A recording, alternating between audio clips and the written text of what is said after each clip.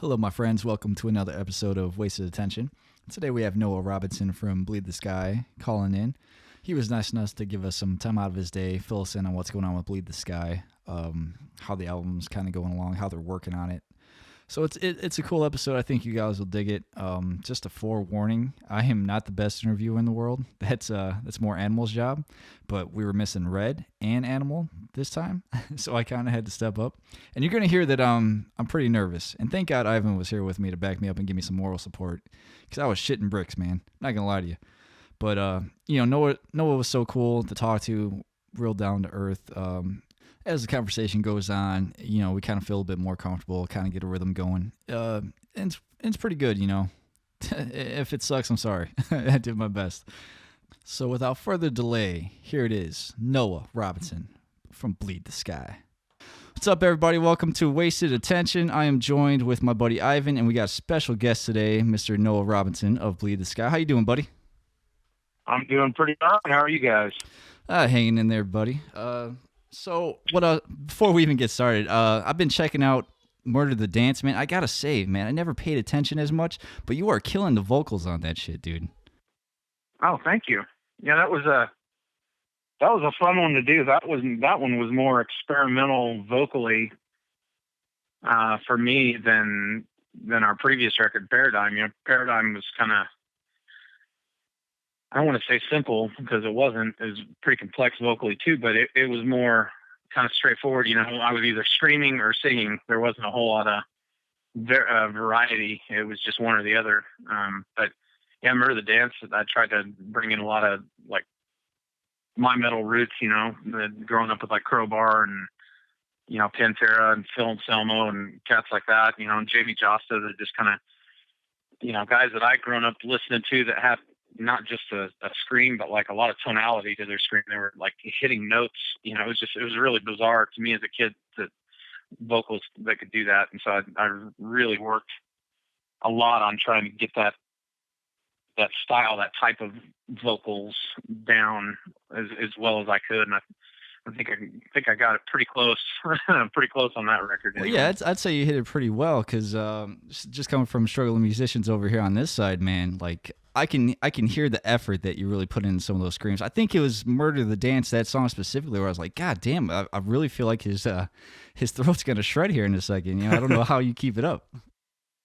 Man, yeah, you're right. Like that song, that one, and I remember struggling pretty hard on that one, and I can't remember what track it is, what track number it is, but the song "The Demons That Could Be," like those two, I remember just, yeah, like as close to shred my vocals as I've ever come. But it's like I always, I've had a lot of people ask me, well, how do you do that like that consistently every night on tour and this and that?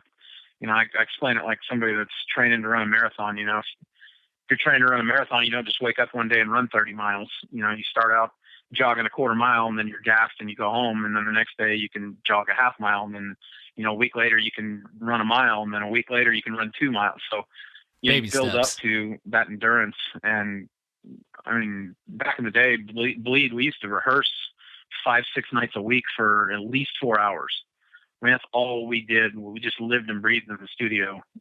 So we were all pretty conditioned. I mean, I remember seeing Austin walk out of the studio after 4 hours of rehearsal, just intense, him doing what he does behind the kit, and he's not even sweaty, not even breathing hard, we got extremely conditioned to be able to do that and drink our asses off while we were doing it. So right. It was a lot of fun. Fucking Austin for the road. he's a beast within himself, just on the drum. So yeah, that guy's killer. To fill it out the way you guys do is it's crazy to have a whole band come together like you guys do, and it's a special moment, I think. Well, thanks, man. Yeah, it's so weird the way that me and that guy hooked up, because when I met him, he was I think he was 19, and I was like 23, maybe 24. And we hung out for like 3 weeks, just had a couple mutual friends, and we hung out, and we were telling people we were in a band together before we even had the band started, just because our chemistry. Yeah. We hadn't even jammed together, and we were telling people, I'm telling people, yeah, that's my drummer, this Austin. They're like, what's your band called? Oh, we don't We'll figure it out later. Band yet, but this is my drummer, you know. So it was, he spoke the language, you know. We'd talk about riffs, and you know, we'd sit there and like play air drums to Meshuggah songs, and you know, just kind of use our mouth and do those little silly like you know, stuff like that. And he and I just spoke that language so well together. We were always just right in tune with each other. So it was really interesting, like meeting that guy and coming up with him. He was already playing at that time, right? Oh yeah. He'd been playing for years, and he'd been in a couple, I think one, maybe two bands, but they'd never even played a gig. They were just kind of garage jam bands. He'd never played a live gig until he was with Bleed the Sky. But I'm telling you, man, he was as good as he is now. He was that good day one. That's insane. It's not. I mean, he's gotten better, but he was absolutely as good as he is now. The first time I ever saw him play, I was just blown away. I was like, I've never been in a fucking room with anybody this caliber, like never.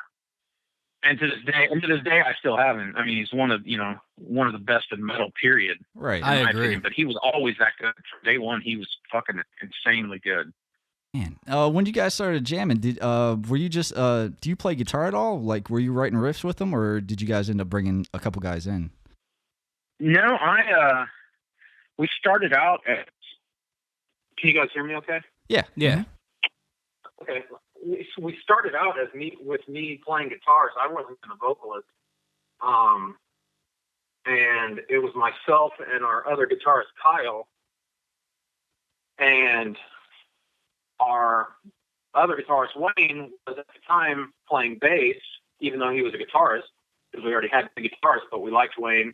We knew he was good, so we wanted to have him involved. And we were like, okay, well, you play bass for us. And he was like, okay, that'd be great. So it was just one day at rehearsals, like, I don't know, third, fourth rehearsal, something like that. I took off the guitar, I went outside to have a smoke, and Wayne took his bass off, picked up the guitar, and him and Kyle started playing with Austin.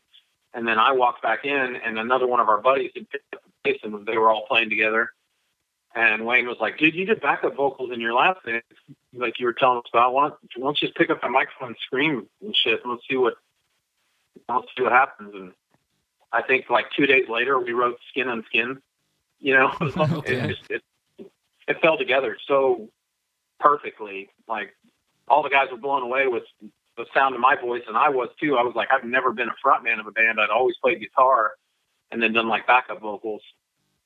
So yeah, long story short, yeah, I actively wrote a lot of the guitar stuff on Paradigm and Murder the Dance, and I still do. I still pick up the guitar and help write some stuff, and I think that helps a lot with the vocals too. If a vocalist is a decent guitar player, then Yeah, you get your melody down. Or riffs catering to how they're going to do vocals over it, you know? So it kind of gives you like a built-in rhythm or a sense of timing and stuff, or just feeling the melody in the riff, I would say, I guess. Yeah, I wasn't ever writing guitar riffs that were out of my range vocally. You know what I mean? Like I knew what I was capable of vocally, so I wrote guitars to kind of cater to what I knew I was going to be doing, you know, or what I might do later when it came to writing the vocals. So it worked out pretty well because, you know, we did it on both records. So. Oh, well, that's cool. When I first heard about you guys, I want to say our buddy who does the podcast with us, Red, he turned me on to you guys, and I want to say that was 2009, so I was a little late to the party. Do you mind walking us through kind of the beginning of how you guys all came together once you kind of all had that chord together? Yeah, like from the Paradigm days, like the early days? Yeah, like up getting that, I'd say probably, you were on Nuclear Blast first, right? Yeah. Is that what you guys were? Okay. Yeah, just walk us through that time period, getting that record deal and doing those up to Murder the Dance.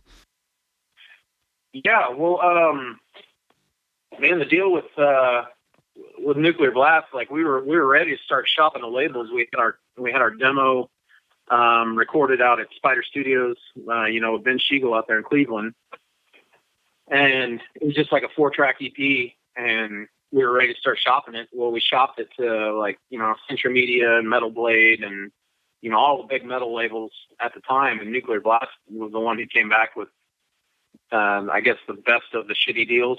You know what I mean? Like every record deal for a metal band is a shitty deal. I mean, there's no such thing as a good, beneficial good one. But out of Out of all those shitty deals, Nuclear Blast had the best offer. So, and we, you know, us being naive kids, we didn't even think to hold out, shop around or anything. We were just like, Meshuggah's on this label with Soil Work. Let's fucking do it. You know, like that's all we really cared about. So yeah, we hooked up with Nuclear Blast, gave them Paradigm in 05, and then, had a pretty big lineup change, right after Paradigm. Kyle left the band to go, back to school to, work in production. And now he's a big time producer out in Hollywood. He's very, very successful now. But That's at the good. same time that he was leaving, Wayne, our other guitarist, he had gotten really, really ill on tour, like almost died on one of our last tours that we went on for the Paradigm record. He got really, really sick. Not drug related or anything like that, like truly got an illness that almost killed him. And so we just kind of took a step back for a little bit. And, you know, end of the day, it was just me and Austin. And we were like, fuck, man, what are we going to do? Like, we're going to either this is it and we did one record and we're done, or we can rebuild and, you know, try to keep going. And he was very, very persistent that he wanted to keep the name, and he and I could just rebuild and bring in other musicians. And so we did that, and it took us a little bit longer because we also relocated from Southern California to Oklahoma, where I'm from. Just, you know, cost of living was easier, and, you know, just it wasn't as stressful as being out in California. It was terribly difficult to stay afloat out in California. So we just decided to relocate here. Well, anyway, that, you know, during all that time, we were also writing Murder the Dance and recording Murder the Dance. So it took a little while. You know, we had about a 3-year gap between the two records, but then we put out Murder the Dance in 08 and toured for almost 2 years on that before we decided to hang it up.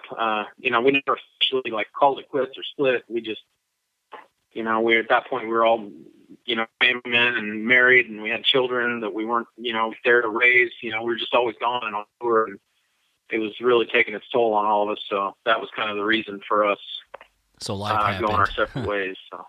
Yeah, just that life, the 30-year-old lifestyle, I guess, catching up to everybody. Yeah, it does. I miss it, man. There's not a day goes by I don't miss it, but I know I would be missing my kids more than I ever miss tour. So.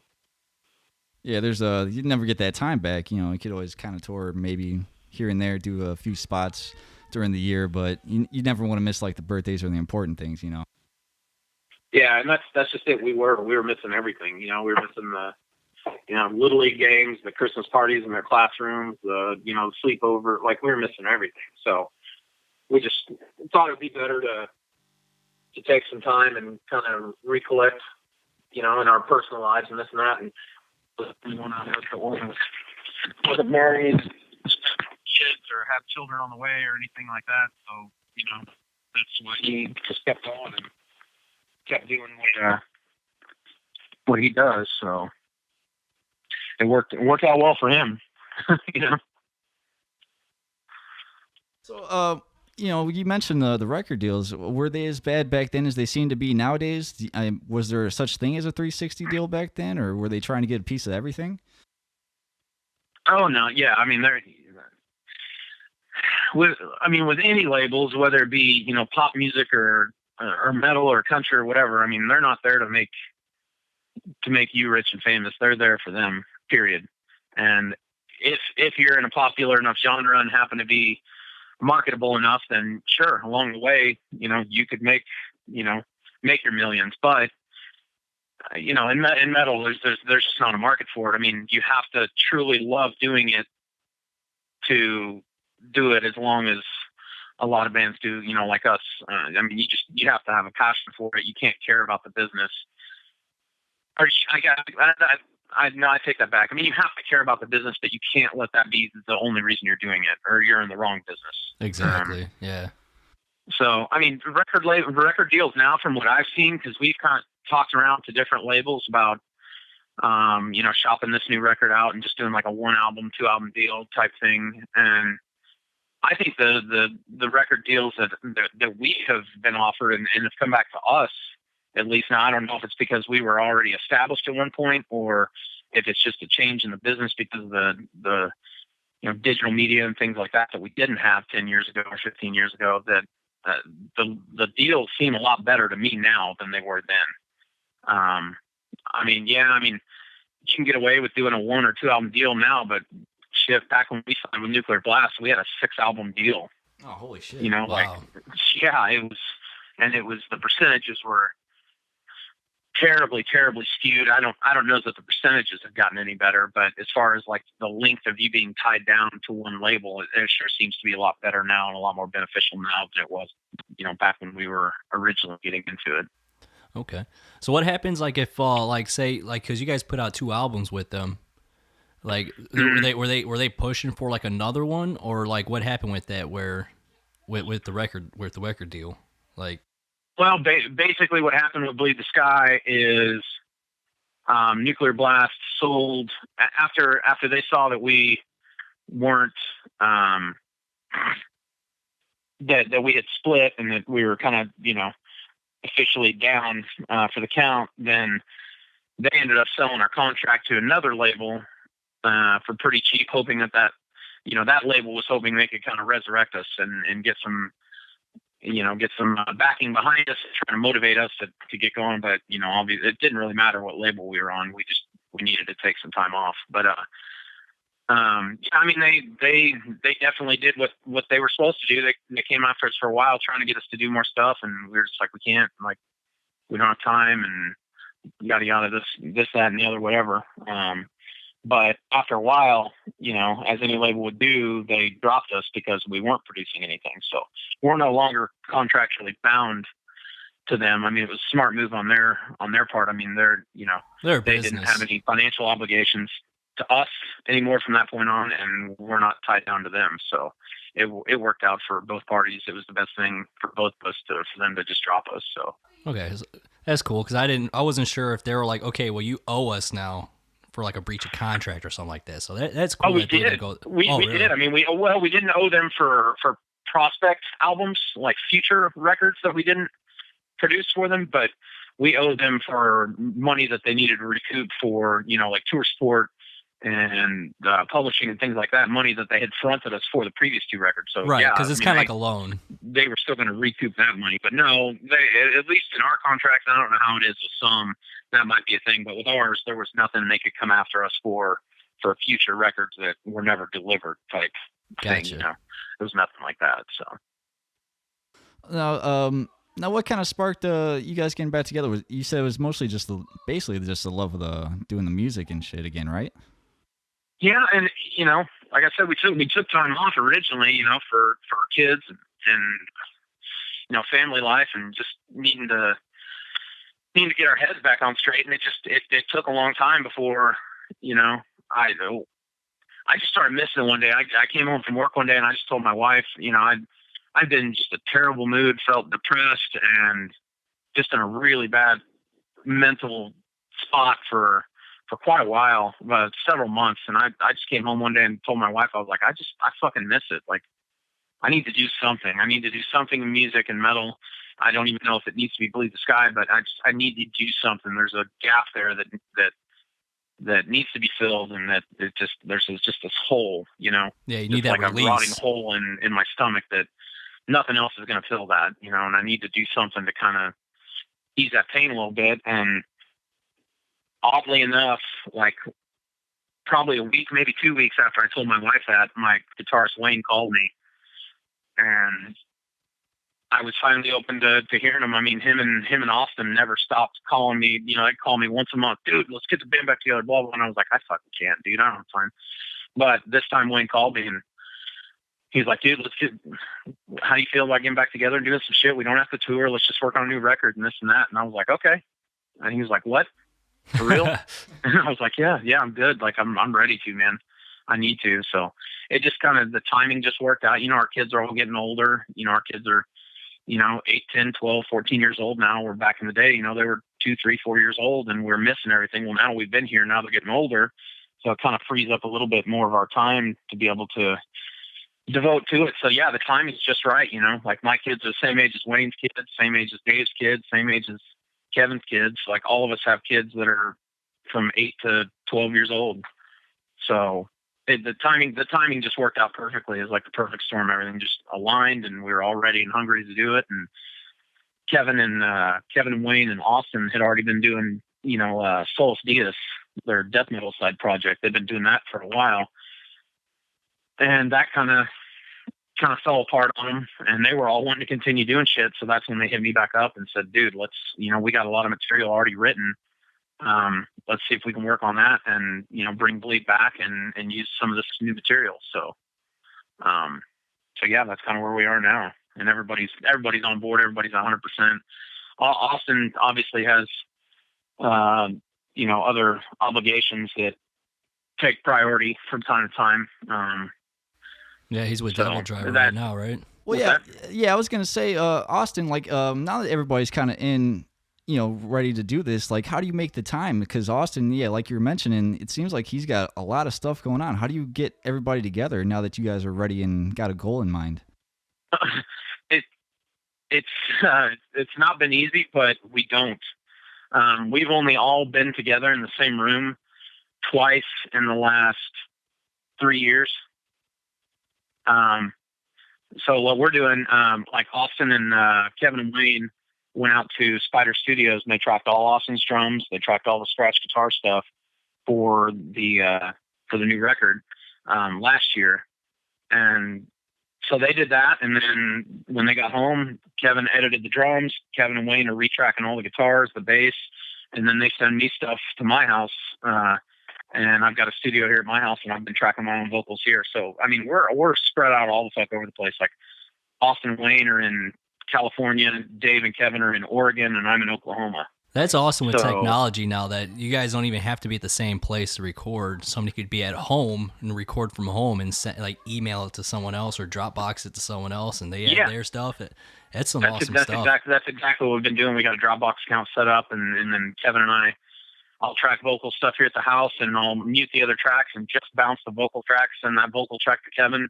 He inserts that vocal track, into the song and creates a new track, and boom, he's got vocals on, and then he can start mixing it and doing whatever edits he wants and all that shit. So yeah, it's pretty cool. I mean, it's a lot different than anything I've ever done because, we were a very organic band back in the day. We were 5-6 days a week. Like I said, 5-6 nights a week, we were in the same room together, always jamming and things like that. So we're not able to rehearse like we used to, which is going to definitely limit the amount of touring that we could do, because I know if we decided to go on a tour and got something booked, which we don't have anything yet planned, but when we get to that point, I mean, shit, it's going to take, not only are we going to have to take time off work for the scheduled tour, but we're going to have to take off at least a week ahead of time, for rehearsals, just heavy rehearsals, if not more, before we even go out. So it's different than it ever was, but man, the shit we're writing it's still there. I mean, you can, when you hear this new Bleed stuff, you can tell it's Bleed the Sky. There's no doubt about it. It's evolved and it's different, but I think part of the evolution that, got us to here is the fact that, yeah, we're not all together, and yeah, we've led separate lives and, and this and that. But now we're doing it this way, and it works out, and it's pretty cool, man. I like the ease of being able to, if I get home and I've had a rough day of work and I don't feel like doing shit, I'm not going to record anything. But, if you have studio time locked down, it really doesn't matter. You have to. Yeah. You're paid for it. So this way it's pretty convenient being able to just come home and, hey man, I feel good. Tell my wife, hey, I'm going to be back in the studio for 2-3 hours working on some shit. Okay, cool. And, I can kind of go and just track whatever I want to track and then send it to Kevin and he starts working on it. So yeah, it's pretty cool. Yeah, once you hear like what you guys are doing, it gives you that boost, and it makes the stress of like worrying about work. Am I going to be able to get off for this day? We got this tour coming up. It just makes it all worth it in the end when you kind of hear that product and what it's shaping up to be. Yeah, and man, there's not. I mean, if you can afford to get into a good studio, members of the band that, if you're not blessed to have a member or two in your band that have their own studio set up and are a decent engineer and decent producer, then, it's 100% worth it to get into a studio with somebody, like Ben, that knows exactly what the hell he's doing and just let him work his magic. But man, our guitarist Kevin is just phenomenal at this shit. Like the quality of production that he's putting out right now is just unbelievable to me. It sounds like the recording quality sounds more like Paradigm to me on the new stuff, but the writing style is more like Murder the Dance. So it's more aggressive, dirty, heavy like Murder the Dance was, but it's a lot cleaner. It's very well polished and sounds, the production level is a lot better like Paradigm was. So yeah, that's one of the things I noticed about Murder. It just didn't have the sonic quality that I think that really captured what that album was about. You know what I mean? Yeah, I have mixed feelings about it. I mean, I prefer the production value of Paradigm to Murder the Dance, but I heavily prefer the songwriting and the music on Murder the Dance to Paradigm. Like Paradigm was us more trying to figure out kind of who we were, and experimenting with some different things. But Murder the Dance was, okay, we know exactly who the fuck we are, and this is what we want to sound like. So it was a more refined, it was a lot easier writing Murder the Dance than Paradigm. Paradigm, we were like, okay, well, can you play a solo? I've never heard, oh, okay, you can play solo. Like, we're still trying to figure out what we were all capable of on Paradigm, but Murder the Dance, we knew by that time, so it came a lot easier. But, we kind of wanted Murder the Dance to have that, like, Lamb of God as the palaces burn vibe to it, kind of a more of a dirty garage punk rocky sound, just real raw, real dirty. But unfortunately, I think it was too much. It wasn't clean enough. And that's pretty disappointing when you put that much time into something, expect it to sound a certain way, and the finished product you get doesn't sound like that. It's pretty disappointing. So that's something that we don't ever want to happen again. Like if it takes us 2 more years to get this record done, then it takes us 2 more years. We're going to be happy with the finished product either way. Because we don't have a label, anybody telling us what to do and how quickly to do it. So we're just taking our time and making sure everything sounds good. You guys recorded Murder with Christian from Fear Factory, right? Yes. Yeah, we did. He did all the production and engineering, and then and all the recording, and then Ben Shiegel mixed it. And at that point, it sounded fucking great. It sounded exactly like we wanted. We wanted it to be dirty and raw and aggressive, and Ben nailed it based on what Christian had recorded. And then the mastering step, it just got fucking butchered. We went with some dude that didn't know what the fuck he was doing, but he came recommended from somebody at the label. Hey, I know this guy. He can do the mastering cheap and blah, blah, blah. So we went that route, and we absolutely shouldn't have. That was kind of the Achilles heel for that record was the mastering. So yeah, everything up to that point sounded great. And it still does. I've got the rough tracks, the unmixed tracks, the mixed tracks, all of them sound good every step up to the mastering. The mastering just butchered it, and it just sounded, now I listen to it and I just cringe, and I fucking hate that, because the songs I feel like were so good on that record, but it's sonically difficult for me to listen to. Really? Yeah. Well, it just goes to show that it just helps to have somebody that kind of intimately knows what, like, the band and what you guys are going for, as opposed to like, oh, well, we're just going to trust the label to kind of take care of this shit and get somebody that's recommended. You need somebody that's in there with the band that knows, like, we all have the same goal in mind. Yeah. Yeah. Like, I don't think we're farming any other step of this out to anybody. Kevin and I are doing all the mixing.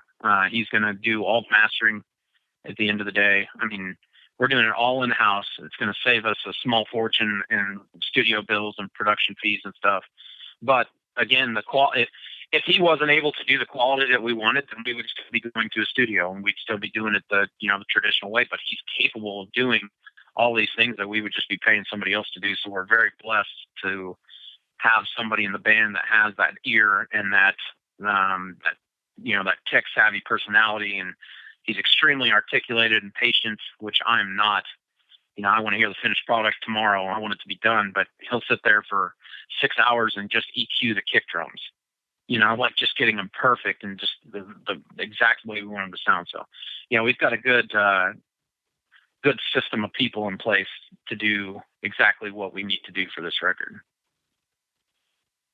especially if you got that guy that knows what they're doing. Because I mean, with the technology in 2019, it's amazing what we can do. It almost seems like what can a major label really offer most of us metal bands, you know, that don't really have the draw, maybe like a Five Finger Death Punch or whatever, like just these tight knit communities. Exactly. What can they offer us, you know, that we really can't do for ourselves besides maybe like a distribution? You just answered your own question. I mean, and even at that, distribution for what? Physical copies that nobody's going to buy? You know, I mean, physical copies are a thing of the past. If they aren't, absolutely, they will be soon. We've spent a lot of time, myself, my guitarist, both my guitarists, Kevin and Wayne, and Wayne's a business guru. I mean, this is what he does for a living. He buys, he sells. He's a very business educated dude. So we've done a lot of our homework and research, and yeah, like I said, you answered your own question. There's absolutely nothing that a label can do for you in a band right now that if you're not willing to work your ass off, you can't do yourself. Like everything from the digital plays and digital ads to starting your own YouTube channel, planning for ad revs so you generate money through ads and things. I mean, a label, all a label is going to be is another piece of the pie that you're having to pay to somebody else to do shit that you could do if you put forth the effort. I mean, it takes a lot of work, but it is absolutely doable, and that's the way we're going to do it from now on. We're not going with a label. You know, there's some steps of it that you need somebody, you know, like we will need to stay tight with our booking agent and some of these people you need for their connections, and it's worth paying a percentage to certain people, but a label is not one of them. So, and that's completely, and I can tell you, if you guys want to talk more about this, outside this podcast, we certainly can. It's not that I don't want to talk about it on the podcast, but this is a conversation that could last well over an hour of things that I could tell you that we have been pointed in the direction of doing this, try this, do this, try this. You know, watch this guy's seminar YouTube videos that he does to show people how to generate, you know, Facebook ads and how to get more viewers on Facebook Live and just all these different things that are there that are at your fingertips that if you do them in the right combination are as good, if not better, than anything a label would ever do for you. Yeah, dude. Any help is welcome because we're trying to do this off the cuff ourselves, and yeah, it's quite a bit. And I don't mind. And what I can't tell you, I can point you in the direction to talk to a dude that is worth. I mean, we've paid the guy as a consultant to say, you know, Joe, we've known you for 20 years. You've known us from day one. Now Joe professionally advises bands and consults bands, and this is what he does for a living. So it's worth the money to hire a consultant, if just for an hour or two, and you know, a couple $100, and just talk with him. And he can email you a full breakdown of this is your plan of attack. This is what you guys need to do. Moving forward in these steps, you guys need to delegate. Each band member needs to take on something so that not one person is doing everything and things like that. And it's already just leaps and bounds helped us on our business side more than we ever did in the past. Well, that's awesome. Well, I think you guys got it like a step in the right direction because I see you guys trying to do all these things. You're trying to connect to your fans based on Facebook. You're doing the messenger thing. You got your the podcast you were doing. To me, I think the success nowadays it's just building a community that like just the diehards, just the people that obviously care about your music and just trying to make it through there because I don't know any other way to do it. You know what I mean? Yeah, I was saying sure. Yeah, I agree with you. Oh yeah, absolutely. But I mean, being these smaller, like, us being like an amateur podcast, try to do music on the side. It's just like, you got to figure out where to go. And it's hard building that fan base, but I think you guys, guys kind of have like a built-in fan base to kind of fall back on, and hopefully you kind of reach them, and that's who's going to support you throughout these tours and shit. Yeah, and it doesn't hurt having the fan base that we had, but what did hurt was the length of break that we took. Obviously you can't just come back after 10 years and expect all of your fans to still be there. A lot of people have, their ears are different and music is different now than it was, and they're listening to different things, and I'm guilty of that. I don't listen to our style of metal anymore. I've gotten in heavily into, black metal and death metal and things like that, things that I never listened to before. So, I mean, everybody's ear changes and you evolve and things like that, and that's to be expected. But with the evolution of the band going forward too, we also appreciate, the evolution of metal, and we're going to try to appeal to that newer generation of ear as well as our old school dedicated fans that want Bleed the Sky sounds. They want the old school. So we're mixing a little bit of both. I mean, the new record's got some more death metal type stuff in it that we never did before. So yeah, it's just anything you can do on social media. That's the key. Like try putting your phone down for an hour and not checking it. Like, people lose their fucking minds if they can't find their phone. Yeah. So, and it's because of social media and nothing else. No other reason. You're not even checking your phone anymore to see if you have a missed call. You're checking your Facebook page, you're checking your Instagram, you're checking Twitter, you're checking all these social media platforms. That is the key to getting fans. It's not putting flyers on cars anymore like we used to do back in the day. It's not, going to metal shows and just walking up to complete strangers because they're wearing a Machine Head t-shirt and going, "Hey, check my band out. Here's my demo." I mean, that's just not the way it's done anymore. It's insane how things change. Yeah, you have to utilize these social media platforms and be able to use them all cohesively, use them all together. It's absolutely the way to do it. And if you can't do that, then you're beating a dead horse.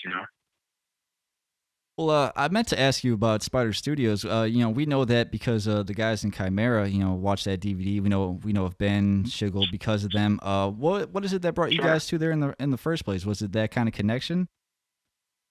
No, we didn't. We didn't get that connection through Chimera. We actually got our connection with Chimera through Ben. So it was kind of backwards.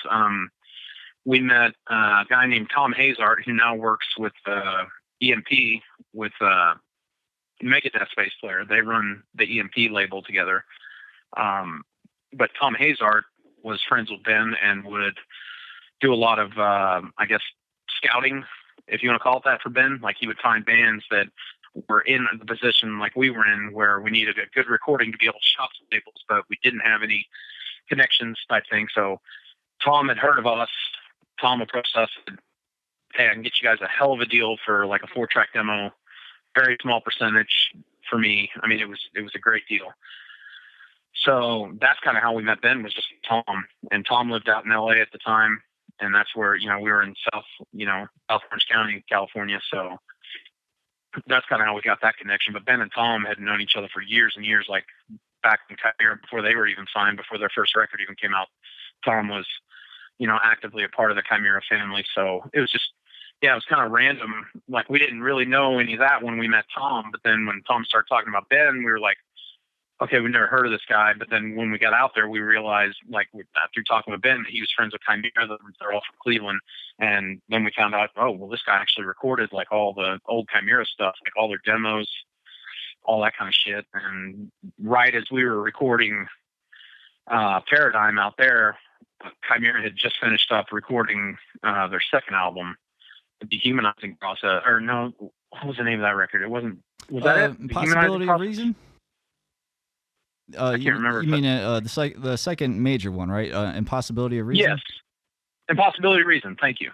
Yeah, they had just wrapped recording that with Ben, and then we went in right behind them and started recording Paradigm. So, then Ben called the dudes from Chimera up, like, "Hey, you want to come check these guys out? They're pretty good." And, you guys, I get along well. And we just hit it off. Like, we ended up hanging out with Chimera at their rehearsal studio and watching them jam these new songs before the album was even out. And that's crazy. It was just, it was really cool to get to experience all that. But, and, we've remained, pretty close contact with all those dudes. I mean, Austin was a member of Chimera for a while, and then Austin's got that side project with Rob called The Elite. Mm-hmm. Awesome stuff.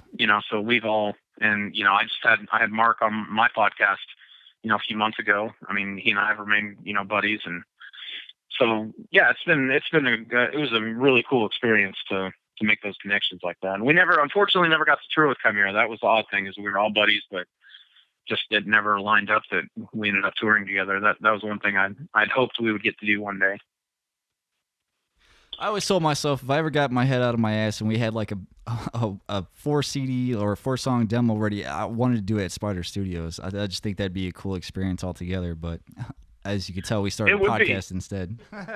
It absolutely would be, man, and I highly recommend it. I mean, Ben's rates are phenomenal, and Ben knows what he's doing. You know, he doesn't produce a whole lot of metal anymore. He does a lot of pop stuff, a lot of surprisingly like country music. He does a lot of that recording, but he still does metal. It's not that he doesn't, but there's just, as a producer, there's not a lot of money in you know, recording metal and producing metal. It's you know, there's a lot of money and more money in pop and hip hop and country production. So he's kind of doing a little bit more of that now, but he's still, like I said, we went out and tracked our drums out there with him for this new record. So, I mean, he's still in the mix and still actively doing it. Yeah, because we've been messaging with Rob Arnold. He was nice enough to reach out to us and kind of talk to us a little bit. Is there any? Do you guys would you do any recording with him, or could you have him do anything like that? Because I know he's got his own studio kind of going on. It seems like he's putting his albums out by himself now. I mean, I really think that's the way to go. Is any connection with him? I mean, that's definitely a possibility, but again, you know, our guitarist Kevin is capable of doing as good a production as I've heard in metal. So, you know, if we didn't have that connection, we would probably look more towards somebody like Rob, you know, that has his own studio, or even like Mikey from Devil Driver. He's got his own recording studio. He's a really good producer. He helps Devil Driver with a lot of their production. So, you know, we'd probably go more of a route like that if we didn't have Kevin. But again, you know, why pay somebody else to do what we can do in-house for free? Right. So, what kind of equipment do you work with? Like, what kind of equipment do you work with at home? Do you got like a Focusrite, or you use other things, or? Yes. I have the Focusrite 2, or the Scarlett 2 with the dual inputs, because I like to do weird shit too. Like I can't even remember the name of the microphone I've got because Kevin gave it to me. Some really obscure brand that's like just a ridiculously sensitive, high-powered vocal mic that's phenomenal. It sounds phenomenal. Is it like a T-bone or something? Channel, and then in my other channel, I just got my SM57 for, you know, just different sounds and things. But then I like to use a lot of other weird shit too. Like I like to record with baby monitors and, you know, a paper towel tube, you know, stream through that, and it gives it a weird sound into a microphone. So I like to try and create a lot of natural effects rather than relying on Kevin to do some of the effects, you know, post recording. I like to try to do some of it live. But yeah, then I'm just running, you know, my Focusrite just into an HP laptop that I've got, and I'm running Reaper right now. Oh, that's awesome. That's pretty much what we use over here. Yeah, and my guitarist Kevin, he does everything through Logic Pro, because he's an Apple dude. But I've just got my PC, so I'm doing all my vocals through Reaper, and then I bounce the tracks, and I just send them to him, and then he can import them into Logic Pro, and it reads everything just fine. So yeah, it's that simple. I mean, you know, the most expensive thing that I've got was my SM57 and my Focusrite. That's the money I put into it, and then, you know, everything else is, you know, free software, and, you know, the mic stand and a bedroom, you know. So right. Hell yeah. It's a pretty basic setup, but again, man, the sound quality that we're getting out of it's phenomenal. It sounds as good as anything I've recorded in the studio and spent a lot of money to do. I'm able to do it in my bedroom and get the same production quality. That's what I think's amazing about technology these days, man. It's like, it's insane what you can do at home. Like, even like the stuff like guys that do on YouTube, like you got like Jared Dine and all that stuff, and then you got drumming programs like Easy Drummer or Superior Drummer. There's a lot of crazy stuff out there. Yeah, and Kevin, my guitarist, he's a big fan of all the Periphery dudes, and a lot of the plugins that they use are the same stuff he's using for, you know, bass tones and things like that. So yeah, it is, you know, a lot of these plugins you have to pay for, but shit, at the end of the day, that's still cheaper than spending, you know, money on studio time. And then you own it, so you have it whenever the hell you need it. Mm-hmm. indefinitely, and you've got access to it, you know, indefinitely, just as long as you want it. It's fair. So, and, you know, 3 years from now, when I'm working on the following album, I'll still have the same shit. So, and there'll probably be better stuff, you know. And you know, back in the day, you go to a studio to track vocals, and everybody had this like $14,000 vocal microphone, you know, condenser mic and this and that. Shit, you can go out for $300 now and buy a Shure S7, you know. And those things are bad. Those things are badass, and they're USB, you know, so you can plug it directly into your computer if you don't have a USB interface or anything. You know, it's just phenomenal the technology that we have now, that you can get the quality of sound for as inexpensive as it is. Yeah, just knowing how to use the damn thing. Yeah. Yeah. And then if you don't know how to use it, shit, everything's on YouTube now. Dude, I was just about to say that. Watch some videos and fuck around with it. That's what we do. Yeah, dude. It's insane the amount of stuff's on YouTube. Yeah, everything's there. I mean, if you can't figure out how to do something that you want to do with production, it's just because you're lazy. I mean, that's really the only reason, because everything is available for free to be able to learn how to do any of this stuff. Which what didn't exist, you know, 10, 15 years ago when we were doing it. So at those times, you were kind of forced, you know, to go to a studio.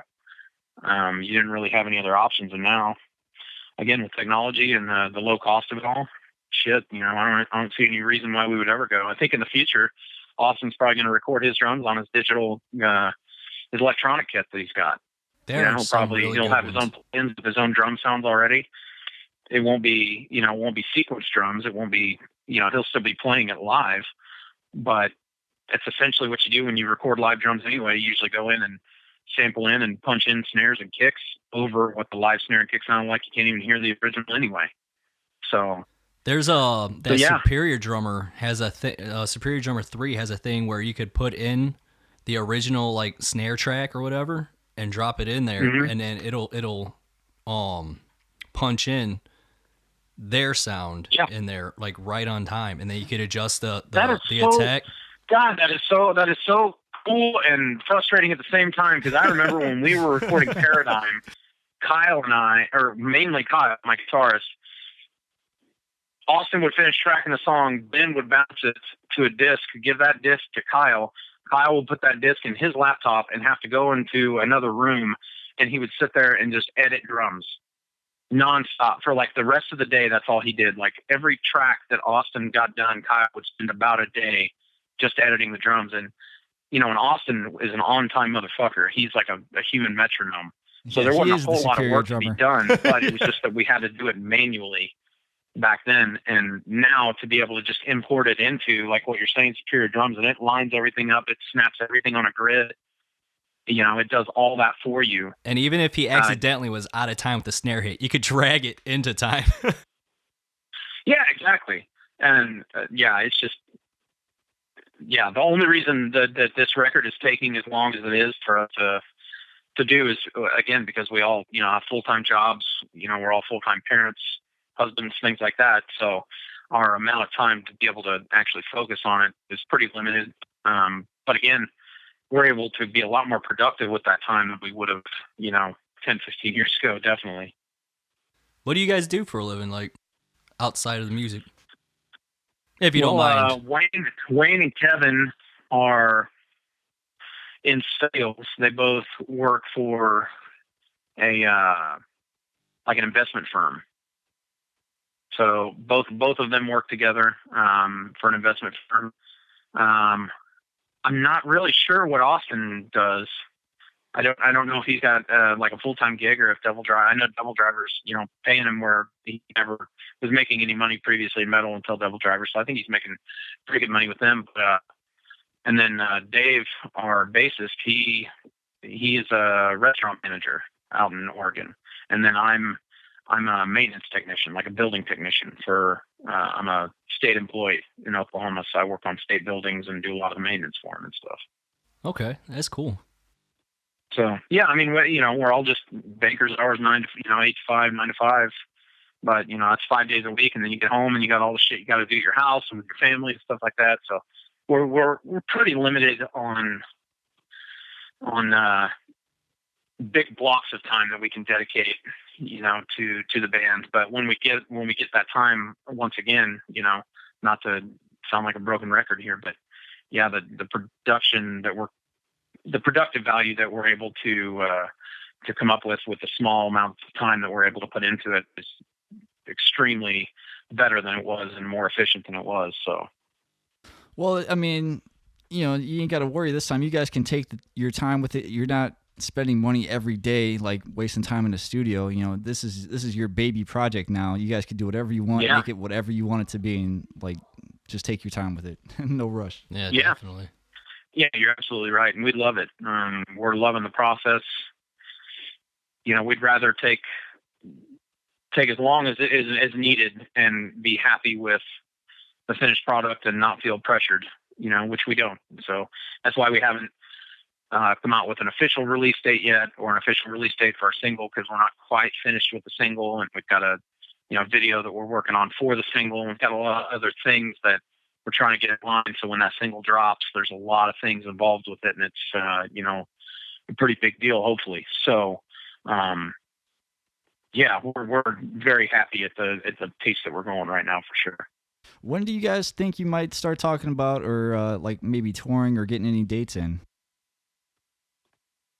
For touring? Yeah. When do you think that time's going to come to start talking and trying to figure that part of the end out? Well, we've talked a little bit about it, and if we do anything, it's probably going to be fall of this year. We're looking at probably an early fall release for the record, hopefully. And then if we do anything, it'll be, like a week at a time. We're not going to be able to do any 2-3 month runs like we used to. So we'll, do a week run, say, starting in California and working our way out to Oklahoma. And then, a month or two later, we might do another week run starting in the Midwest and going out to the East Coast, things like that. So, unless we get offered any, festival dates or anything like that overseas, that's kind of our plan. We're not going to be doing any extensive touring unless the money is just extremely beneficial for us. So yeah, we're gonna. Possibly late fall. I'd say if we're going to do anything, it would be looking like November, probably between like Halloween and Thanksgiving, something like that. Hopefully. All right, cool. Come out to Chicago around November 28th for my birthday and just play me a personal show. I appreciate it. We'd love to, man. We'd love to. We used to play like West Dundee all the time out there. We used to play Pearl Room in Chicago. God, we loved it out there, and the response was always phenomenal for us back in the day. So yeah, Chicago's definitely on our radar for sure. It's awesome. Do you guys like the Chicago pizza or Chicago hot dogs? I'm a Chicago hot dog fan. I don't like deep dish pizza. I like New York style pizza, like the big floppy, as I call it, the Ninja Turtle pizza. Yes, that's awesome. Like I'm that pizza guy, but I love Chicago dogs. And oddly enough, Chicago's the first place I ever ate a gyro. Oh, really? Yeah, we were on tour out there one time. My guitarist's like, "Oh, dude, you got to try one of these." And it was like from homeless-looking dude with a cart, and it's like 20 degrees outside and a foot of snow, and he's pushing this little shanty cart selling gyros off of it. Had that big like wheel of meat spinning with a heater on it, and to this day I've never had a gyro that good in my life. Like it changed my life whenever I ate that thing. I was like, "Holy shit, this is good." Yeah, if you can survive the winter, man, we got the food that'll last you a lifetime. Yeah, you guys definitely have. You guys have it going on with the dogs and the gyros and stuff like that, where Oklahoma's got damn good barbecue. If you guys ever make it down here, there's some damn good barbecue down here. You got me hungry. Yeah, like I said, if you guys make it up here, we'll treat you out to some pizza. And since you guys seem to be in a couple, you're into games, I was thinking maybe we could take a trip up to Dave & Buster's, do another Wasted Attention versus Bleed the Sky gaming. Maybe we could record that shit or something. That'd be fun. That'd be great, because like I was telling you earlier through Messenger, like Kevin and I are both pretty avid gamers, but we're on different platforms, so we don't ever get to play together. But we play the exact same games. It's like he'll be calling me going, "Oh, dude, did you get the new gun and Call of Duty that just came out?" I'm like, "Fuck yeah, I got it," but we can't ever play together because he's on Xbox, I'm on PlayStation. But it seems like he and I are always playing the same games together. Like if I buy a game, unless it's a PlayStation exclusive, he'll go get it and we'll be playing the same game. And doing it like that. So it's pretty cool. I enjoy it. But the rest of the guys they never have been big gamers, but I always have been since I was a kid, and Kevin has been too. Shit, that's all me and Ivan do. Yeah, like, man. The other two guys in this thing, they're doing whatever the fuck they do, and me and Ivan's like, "Did you get this game? Oh, I got Call of Duty. You gonna get Call of Duty? Fuck yeah, I'm getting Call of Duty." We're talking each other into these fucking games we're never gonna finish. Oh man. Oh yeah, You got so many games. The only new one that's out that I don't have currently is the new Red Dead, and the only reason I didn't get it, my best friend bought it. He's like, "Dude, fucking best game I ever played in my life," but he was like, "You'll be playing this game for the rest of your fucking life." It's just an infinite. Yeah, that's pretty much what it's set game. up to be. And so that's why I didn't buy it. I was like, man, there's a lot of good shit coming out this year that if I buy Red Dead, I know it's going to suck me in, and I'm not going to want to play these other games, like Resident Evil 2, that remake's getting ready to drop, and I'm fucking like wigging out excited about that one. And then, Last of Us 2 is going to come out later this year. And I mean, it's just, there's a lot of good games that I'm big into, like a lot of first person single player games that I love that are, coming out this year, Days Gone and some of these post-apocalyptic games that I'm really excited to get as soon as they drop. But I know if I have Red Dead, I won't want to play anything else. So that's how I was with I kind of Skyrim. held off on that. If I find it, in 6 months for clearance for $20 used at GameStop, I'm sure I'll pick it up. But That's how you gotta do it, man. I can't. Because I fucking bought the thing. I played like maybe the first fucking mission. I got so many other things to play. It's just a waste. It's just collecting space on the fucking shelf. Yeah, and I was afraid of that too. I didn't want to spend $60 to play a game that I was going to be bouncing around. Like I just finished Shadow of the Tomb Raider yesterday, and right before that I was playing the new Spider-Man a lot. And both those games have new DLCs that just came out, so I'm like going back to those now and trying to finish all that shit. And yeah, I don't have time for anything until Resident Evil 2 comes out. And once that comes out, I might actually use some sick days from work and just stay home and play the shit out of it. But have you tried VR? Like, do you got that? The what? The PlayStation VR? No, one of my friends bought it. Man, that shit is so expensive. I couldn't believe it. Like It is. If they would bring it down, to like around $100 or $150, I might buy one. But it's my crazy. buddy bought it when Resident Evil 7. Oh my god, I want to play out, that so bad. and they released the VR version of that. Yep. He bought it with the VR, and he called me like an hour, and he's like, "Dude, this is fucking my world up." Like, I shut the shit off, and I was horrified walking around my house because it felt like I was still in the game. He said it was awesome. Yeah, dude, it's crazy how it is. Yeah, dude. man. I picked it up for Black Friday. It was like $200 for like a bundle and shit. I went into debt for it. I just charged it on my card, and someday I'll pay that shit off. Maybe not. What are they gonna do? Come take it? Sure. Sure. Did the same Yeah, thing. I always wanted to, man, because like I said, for the type of games that I play too, like the single player games that I like to play, like Resident Evil 7 and Spider-Man, The Last of Us, Tomb Raider, like those are the type of games I really like. I'm not real big into playing a lot of online stuff. Like I like Destiny, and I love all the Call of Duties and stuff, but then I get burnt out on playing the multiplayer stuff really quickly. I just don't play it too often, and then I'm ready to get back into my own zone. So if I had VR, I would love it because I know it caters almost specifically to the type of games that I love playing. Do you like Borderlands? I mean, I got into the first one, but after that, I just kind of fell off. Dude, that on VR is insane. It's crazy. I've heard that. It's I've heard that was crazy. awesome. And even jumping from the heights, you're like, oh god, like the ground's coming. Stomach turns and you pee a little bit. Yeah, man. Yeah, we both we usually play on Xbox too. We ended up just getting PlayStation. I always get the exclusives on there, so I'm all up to date with like all the single player story that you guys are probably playing too. You got just finished that Spider-Man. Oh God of War that came out. Oh my God, that was so good. I haven't played that one yet. Yeah, I got it. You want? Oh my God, that was undeniably the best game I've played in a couple of years. Oh, it was good. But yeah, we appreciate your time. We don't want to take up too much more of your time. I know you probably got shit going on, but let me see. We got a couple questions from our buddies here, man. Let's see what we got. Oh, real quick, when you were talking about like some like off-brand microphone, have you ever heard of T-Bone? No, I haven't. There's this YouTube channel called Spectre Sound Studios that I follow, And he compared the Shure SM57 to the T-Bone MB75.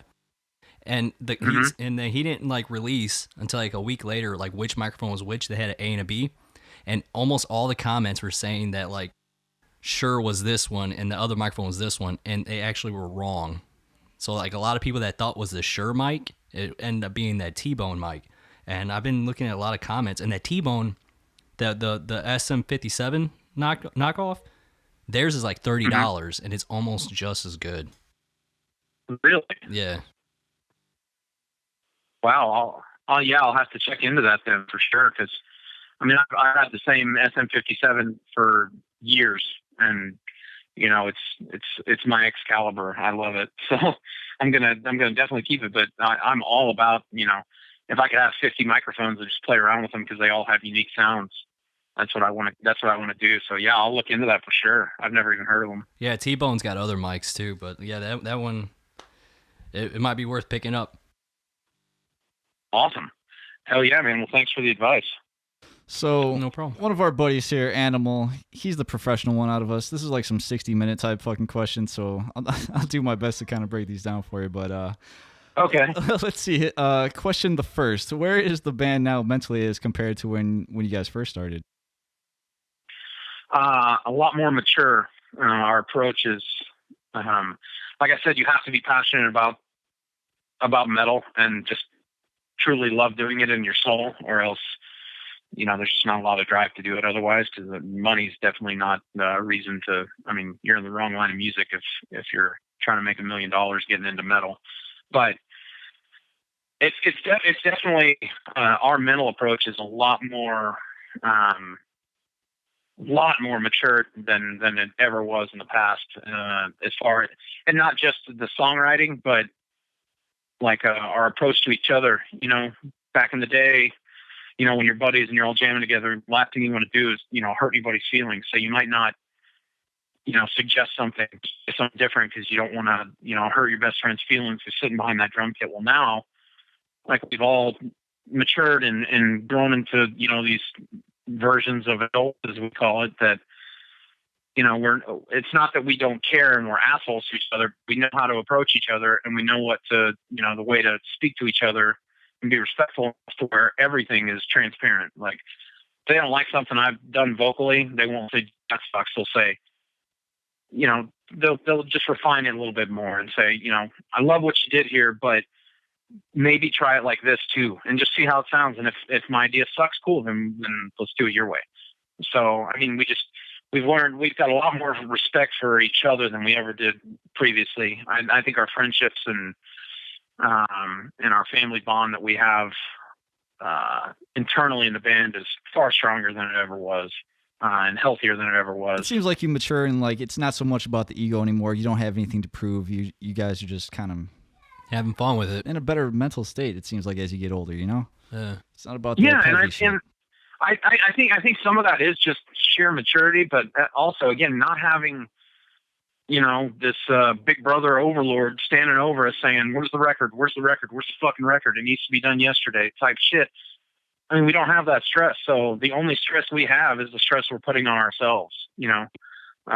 So yeah, it definitely lends to just a happier environment, you know, and a happier workspace for all of us. And I mean, now when we're sharing songs, like, little things have changed, you know, I'll share something with one of the guys, you know, or with the group, you know, and say, "Hey guys, check the Dropbox. I changed this one part of verse 2 in the song," and they'll listen to it and they're like, "Fuck, that's cool." You know, where back in the day, you know, it would have been just showing it live to them in the studio, and sure, you can hear it and you can get a feel for it, but actually hearing it recorded, you know, you get to hear the finished version basically right up front.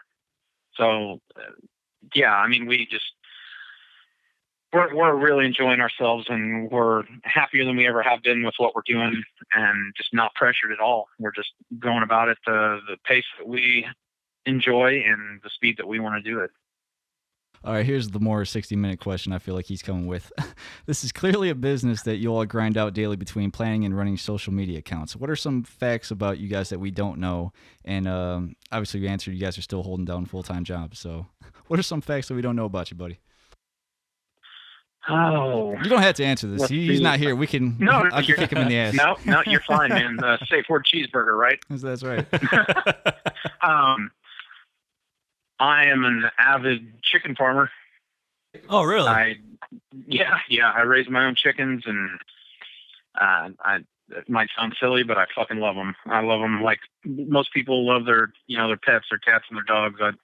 That's how I am with chickens. I don't know why. I don't know how. I didn't ever think I would be. And then when my wife and I bought this house, we've got a couple acres and had a big shed out in the back, and we were going to throw a match into the shed because it's this old wooden, like lawnmower storage shed. And then we decided to just basically make that the chicken coop and fence off an area around it so they would have an outdoor run. And we got into it and started buying. And every year I buy, a dozen to 20 young chicks, 2-3 day old chicks from these stores, some of the corner stores up here that sell them. And I raise them every year, and they produce eggs, and we don't ever have to buy eggs anymore. And yeah, it's awesome. Shit, you and Joe Rogan got something in common. That's awesome. Yeah, that's about the only thing. I'm not a heavy drug user, which I'm not passing judgment. I love Joe Rogan. I listen to his podcast quite often. So, but yeah, other That's than that, cool, I mean, man. Have you tried DMT? Yeah, exactly. Have you tried DMT? It's awesome. But yeah, other than that, man, there's not really a whole lot that, and I don't want to divulge anything about the rest of the guys that they might be embarrassed about. I don't mind shaming myself and pointing out that I'm not as metal and tough as I might appear to be, but I don't want to throw any of the other guys under the bus. I want them to keep their metal persona and appear tough to everyone. So yeah, dude, if they want to come on whenever they want, dude, we usually get together on Sundays. We'll make some work if they want to jump in and talk bullshit with us. And man, it's really bizarre that none of the other guys were available. Like usually it doesn't line up like this. Like somebody would have been available, but literally everybody's like, no, I got to work. No, I got family coming over. No, I got to do this. Did anybody's heaters go out? Because apparently that's going around. Yeah. What's that? I asked if any of your guys' heat went out, because that's one of our guys' problems today. So. Oh no, in mine, I got a big nice fireplace in my house, so I don't give a shit if the heat goes out. I'm just gonna keep throwing logs in it. There you go. All right. So his third question: what's the best thing about Chicago? What's the worst? Would you say? The worst thing I think about Chicago was just the ungodly depths of cold that I've never felt in my life. It was. It It chills gets to the cold. bone. It gets cold in Oklahoma. It gets very cold in Oklahoma, but I've never been as cold as I was in Cleveland and in Chicago. Dude, Cleveland. Oh my God. It's insane how any plant life even survives a winter there. It's Yeah. that's my biggest thing. I love the snow, and I want a good heavy winter with cold temperatures where I can light a fire and a fireplace and this and that and fire pit outside if I want. But fuck, you guys is winter. You just don't want to die when you go out to the fucking mailbox to get your mail, you know? Yeah. Yeah, we went out to PanterA Christmas this past one, and it was like ungodly how cold it was outside in that line. Yeah. And it seems like every time we would go to Cleveland, it was that cold, no matter what. Like, It's middle of summer. Fuck, it's cold out here. yeah, and I mean, it's right there on Lake Erie, so they're constantly getting that lake effect, Arctic chill wind and the snow and all that shit. So yeah, the wet weather was definitely my least favorite part of Chicago. But with that being said, I absolutely just loved the vibe, man. I can't even pinpoint exactly what it was, but just the atmosphere. I loved the people. We loved the venues. Like the catering was always great at venues. The club personnel was always phenomenal and just took care of us. I mean, even if the crowds weren't big, the personnel involved in the music scene there was just always extremely gracious and like respectable hosts to us. Like we always felt really welcome when we went there, so we used to go there every chance we had. Is there any absolute tour necessity item that you guys used to have or would absolutely need? A touring necessity item? Yeah, I don't know what the fuck that means either. Baby wipes. Yeah, our rider, our rider back in the day used to be as much beer as you can afford, 2 pizzas, a case of water, a package of clean socks, and a package of baby wipes. Typical metal writer, I'd say. Yeah, it was pretty standard, but like ours was just a bare necessity. Like, this is shit we need in order to function from day to day, because especially back then, like we didn't make enough to be able to get hotel rooms. We were, just showering when we could. So yeah, you live and die by baby wipes. Hell yeah. I keep them in my backpack. Yeah, I don't use toilet paper anymore. Fuck that shit. Is there a band that you like that nobody would really expect? Something out of the ordinary?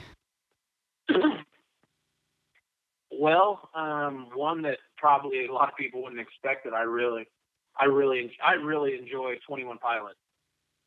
Like I listen to the shit out of them. I don't know what it is. I love their vocalist. I love the beats.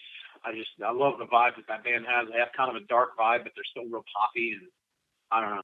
It sounds stupid, but I absolutely just love them. But in metal, I'm a big fan of Last 10 Seconds of Life. Have you guys heard them? No, I haven't heard of them. Oh God, yeah, you guys need to check them out. They just dropped their newest album 2 days ago, I believe, Thursday. So that'd be 3 days, yeah.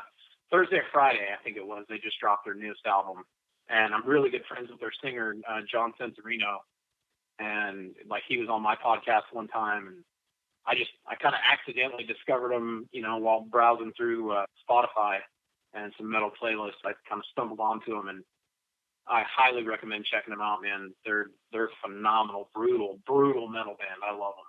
Have you ever heard of the Interbeing? No.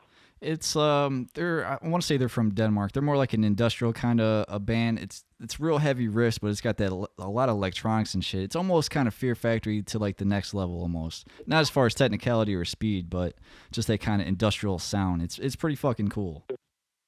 Nice. The Intervened? Interbeing, Interbeing. It's pretty badass shit. Okay. Interbeing. Okay. Yeah, I'll have to check for sure.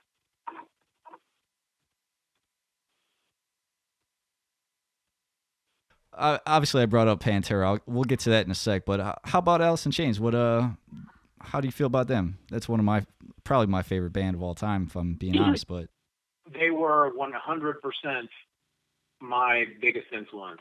No shit. Yeah, 100%. Lane's ability to write songs, like the entire album Dirt,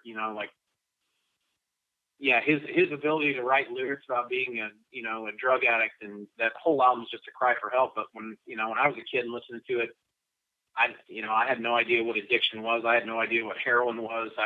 But all of his lyrics still emotionally spoke to me. Yeah, it's relatable in some way.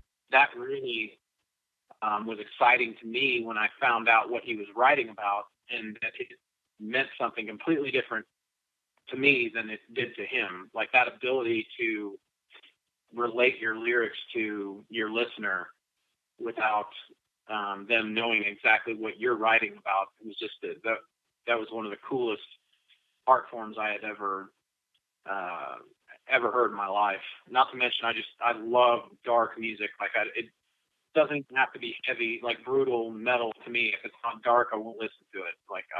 Just take Jar of Flies, for instance. You know what I mean? It's an acoustic album, but it's so fucking... Just take I Stay Away. It starts off pretty and beautiful, then it gets fucking dirty. Dark. Oh, yeah, I fucking love Jar of Flies. Like it was, it's like Jar of Flies and Dirt were my two jams when I was a kid. That's all I listened to. And then when I was big into that, and then my friend said, "Hey, you need to check out this band called White Zombie, this album Master Creep," and then, hey, this other band called PanterA, they just put out an album called Far Beyond Driven. And there was just so much good, dark, heavy, just badass, brutal metal back in the day, in those like early mid 90s, put out some of the best metal, really dark music that I've to this day I've ever heard. So yeah, Alice in Chains. I mean, their vocal harmonies were always just haunting and just really the power in his dark, and voice. I loved everything about it. Yeah, just take the chorus to "Rain When I Die." How fucking powerful he is with those notes, man. You just good luck trying to fucking do that, cover that fucking song. Yeah, I dare you. Try it. Yeah. How do you feel about Will being in the band? Do you still keep up with the albums and shit? Man, I haven't liked anything they've done since Lane as much as I liked anything they did with Lane. You know, I don't know. The vibe was different. The passion was different. The sound is different. You know, the lyrical content is different. I mean, it sucks. You know, you don't want to see your favorite artist go through addiction and, you know, suicide and things like this. But unfortunately, that's some of the best content for a vocalist to write about. You know, it sucks. In metal, it's true. Like, you need to have or have had, you know, some variant of pain and depression and abuse and, you know, emotional struggle and religion. You know, I mean, those are all like necessary ingredients for a successful, powerful vocalist, lyricist in metal to me. And I don't hear it in his voice like I heard it in Lane's voice. And seeing him live, that's one thing I thought was great. But even then, I'm like, this dude can't relate to what Lane was going through. Yeah, you can copy the tone and vocals, but you can't copy what it was about. Unless you experience something similar yourself. Yeah. So yeah, I haven't followed. I'd still say they're my favorite band, but they're my favorite band from like self-titled album backwards, you know? Yeah. Well, let me see. I guess all I got left. Do you want to share your PanterA albums with us? I asked you if you got like a ranking of them or anything you want to share off of them. Yes, I have my three. You know, I mean, shit, they only have technically major label records. Yeah, just make it like the top 5, the main ones. We didn't do the 80s ones on our podcast either. Yeah. My top 5 in order is Trendkill, Far Beyond Driven, Vulgar, Cowboys, and then Reinventing the Steel. Is that from top to bottom or bottom to top? Top to bottom. Like my favorite PanterA record is Trendkill. Like undeniably so. I think like that was when you could just hear the tension in the band. And again, it sucks, you know, that a band went through what they went through, like with Phil being an addict and Phil and Dime not getting along. I mean, that was happening while they were writing and recording Trendkill. But you could fucking hear it. Yeah, they were sending the fucking music to Phil, and he was in fucking New Orleans doing that shit. So, you know, to be able to pull it off like that, it's crazy. You can hear all of those emotions, not just in his lyrics and his vocals either. I mean, you can hear it in the guitars. I mean, that is to me their darkest, heaviest album. Like, listen to that song Tens. Holy shit, that guitar riff is one of the most haunting things I've ever heard in my life at the beginning of that. It's one of my favorite guitar solos ever. Yeah. Oh my God. I could put Trendkill in and listen to it cover to cover, and then just hit play again and listen to it over and over. And then everything else is in order. Like I said, like Far Beyond Driven was when I got into them. In 90 shit. When did that record come out? 94. Yeah, I believe so. I think so. But yeah, that's when I got into them, was when that record came out. And I saw him tour on that record with Filter and White Zombie, and it was just unfucking believable. But the only thing that I dislike about Far Beyond Driven was that it became as popular as it did. That kind of killed some of it for me. I mean, you could still turn on any rock station anywhere, and within 30 minutes, PanterA, you know, Walk is on there, or I'm Broken, you know. See, that's what did it for me on Vulgar. Like, I heard Walk so goddamn much, I was like, that's my weakest part on this album just because of that. I agree. Yeah, and those weren't even my favorite songs. I mean, exactly. You know, I'm Broken is bad as fuck. 5 Minutes Alone, holy shit, Strength Beyond Strength. My God, those are. But then listen to like Hardline, Something. holy shit. Yeah, if you ask somebody like what your favorite PanterA song is, and they come up with Walker, I'm Broken, I'm like, get the fuck out of here. You're not in it. You're not in it for life. Nope. Walk on home, boy. I mean, I'd rather listen to, like Hardline Sunken Cheeks or, or just, I like some of the deeper cuts. Skin, just Slaughtered. Like, holy shit, Slaughtered, one of the most brutal songs ever written. It's so fucking good. And I've never heard that song on the radio anywhere ever. So again, yeah, that's the only thing I disliked about Far Beyond Driven was how commercially popular it became. Like all of a sudden jocks were listening to fucking metal when they're lifting weights and shit. And it just as an emotionally like rejected fucking kid that my aunt had like two good buddies and we all had long hair and baggy pants and a chain on our wallet. Oh yeah. To hear a band that we loved like that be played at our gym where all football player jocks were like pumping iron in the off season, like it was a big turn off. Yeah, you're like, no, fuck you guys. What's that? You're like, no, fuck you guys. You guys don't even know. Yeah, so that's what kind of forced us into other shit. Because that was our jam. We listened to nothing else but Far Beyond Driven for the better part of a year when it first came out, and then we just kind of turned our heads over to like White Zombie, Astro Creep, and then like Filter dropped their self-titled record, which is one of the darkest records ever written. And so, but anyway, yeah, my favorite one, hands down, Trendkill, without question. Yeah, we tallied up all our votes. That was the one that came in at number 1, and I think probably about the same thing that you said. Next was Far Beyond Driven, then Vulgar and shit. So you're pretty much spot on.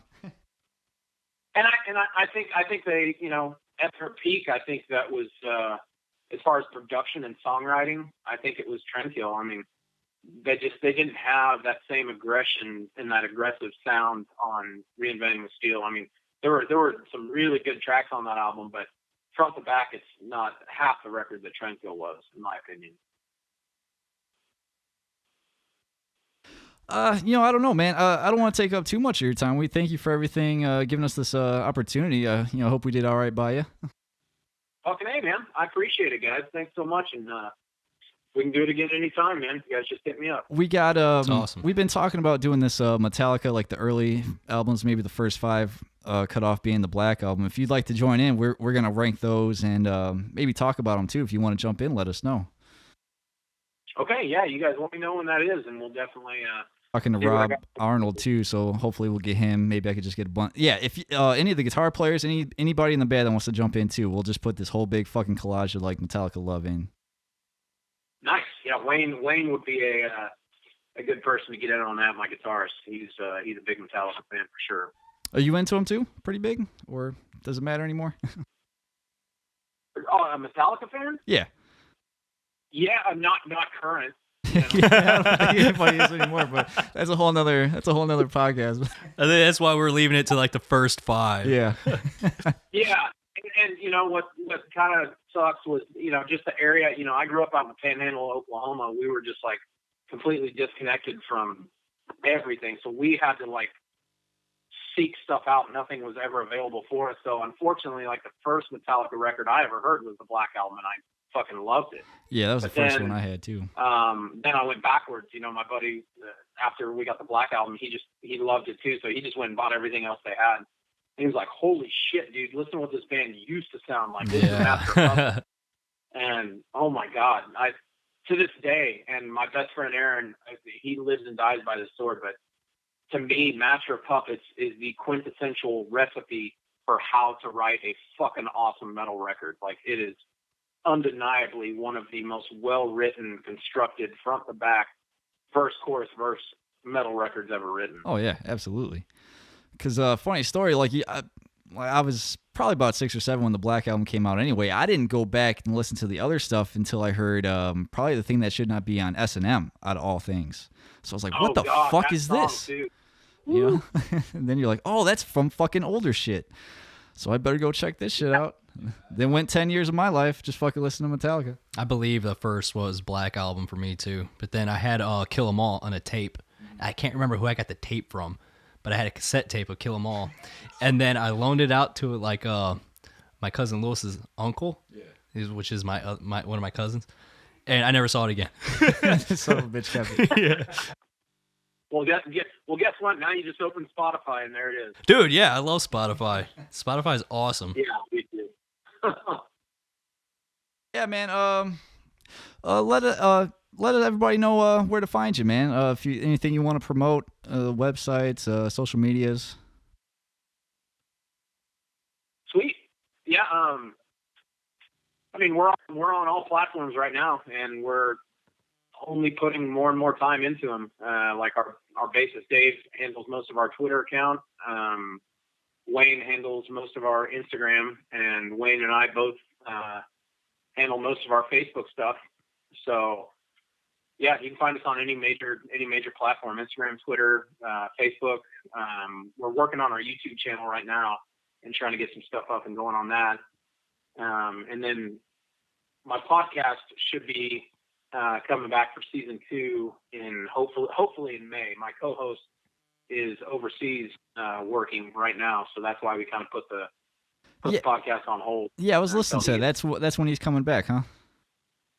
Yeah, he'll be back first week into April, so hopefully by May he'll be settled in and ready to get going again. Fuck yeah, man. Well, we almost took an hour and a half of your time, dude.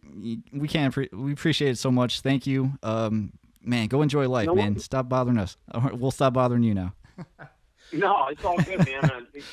I love talking to anybody who's, appreciates what we do, and without you guys, we absolutely wouldn't be doing it. Like, I really appreciate your guys' support of the music and moving forward, your continued support too, man. Anything we can do to help you guys out, and if you guys want us on the show, any of us that are available would be more than happy to do it. All right, appreciate that. You might regret those words because we might hit you up all the time, but That's fine. If we don't have time, we don't have time. But it's okay. We barely have time, but thank you and have a good one. So there you have it, Noah Robinson from Bleed the Sky. The one thing I hope by doing this podcast is that we bring these metal communities together. We don't have the numbers that the fucking pop music does, the country music. If you're into the metal, you're in it for life. You live and breathe this shit. And even if we're not making the fucking music, I at least want to be part of the conversation. I want to hear people discussing about it. I want to be there to support it. And if you're from the Bleed the Sky camp and you're hearing us for the first time, please go back, check out some of the other episodes we got. Rate us, subscribe to us, like us. Even if you don't like the episodes, just let us know. You don't have to be a fucking asshole about it, but any feedback's welcome. And if you've been following us this far and you never heard of Bleed the Sky before, check them out. Give them a listen. Give them a chance. I hope this inspires people to go out and kind of get to know the band and go buy the tickets, go to the shows, buy the merchandise, support this because we need each other. And this shit ain't going to survive if we don't kind of rally around each other and support this community and the scene. So, I don't know. That's my rant. Follow us at wastedattention.com. That's our website. All the social medias, Facebook, Twitter, Instagram. It's all Wasted Attention. Stop by, show us some love, and we'll see you guys next week. Bye.